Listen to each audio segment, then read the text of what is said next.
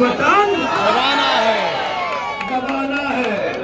काहे कि आजमगढ़ कमल खिलत रही तो खाता में पैसा मिलत रही।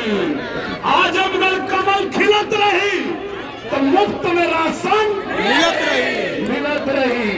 आजमगढ़ कमल खिलत रही तो 5 लाख रुपया के मुफ्त इलाज गरीबन के मिलत रही। यही आजमगढ़ में 1.5 साल में 12 करोड़ रुपया खाली हम गरीबन का इलाज करौले हैं, प्रधानमंत्री जी और मुख्यमंत्री जी से मंगा के।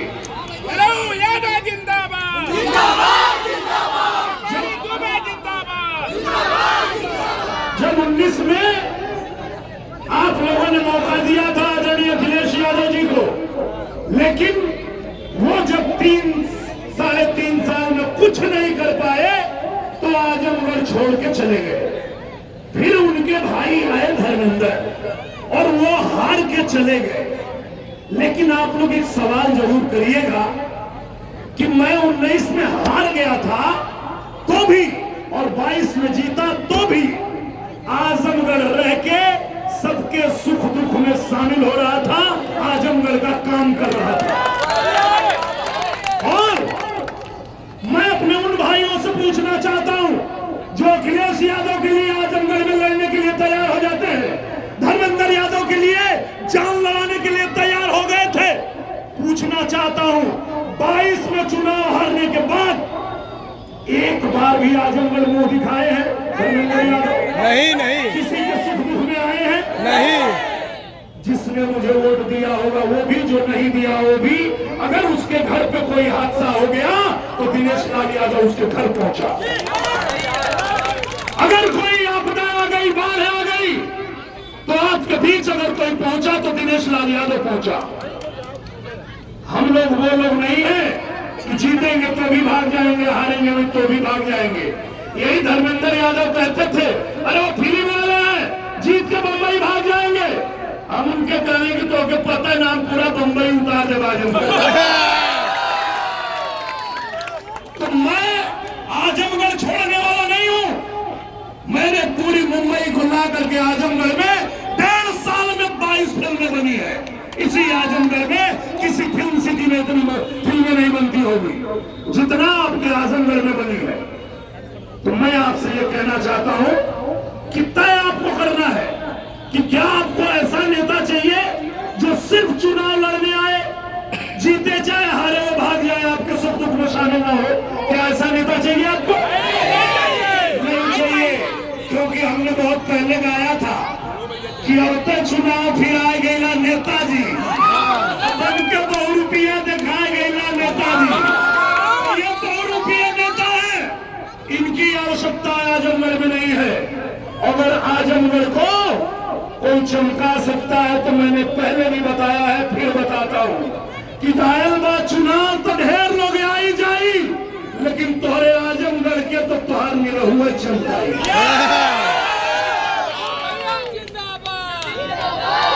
1.5 साल में जब मैं आजमगढ़ आया तो अपने जिलाध्यक्ष जी से पूछा, कृष्णपाल जी से पूछा, अरविंद जायसवाल जी से पूछा, लक्ष्मण जी से पूछा, मेरे हरिवंश भैया से पूछा, मुझे कोई काम बताइए जो आजमगढ़ में कोई नहीं कर पाता है। ये लोग बोले ऐसा काम क्यों पूछ रहे हो?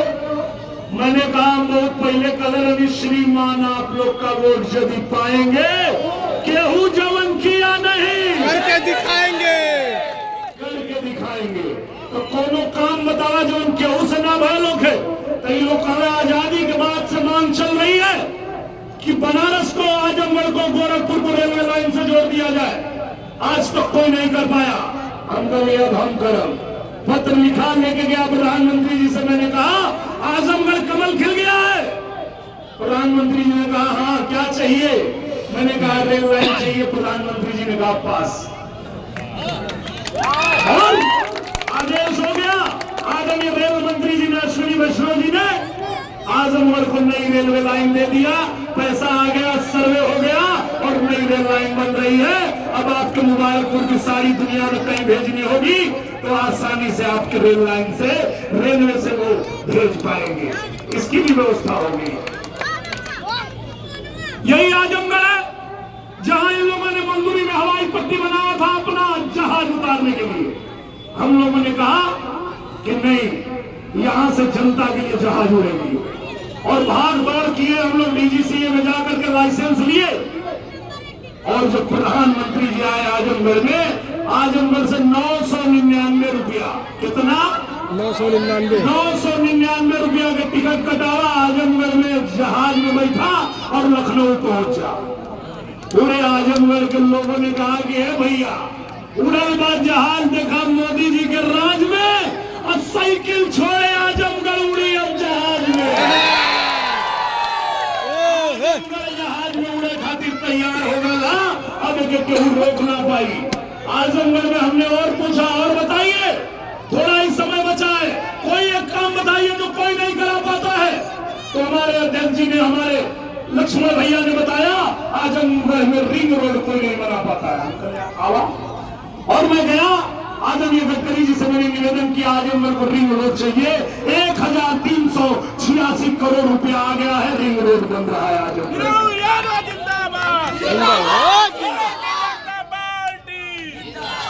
इसको कहते हैं केहू जवन किया नहीं करके दिखाएंगे।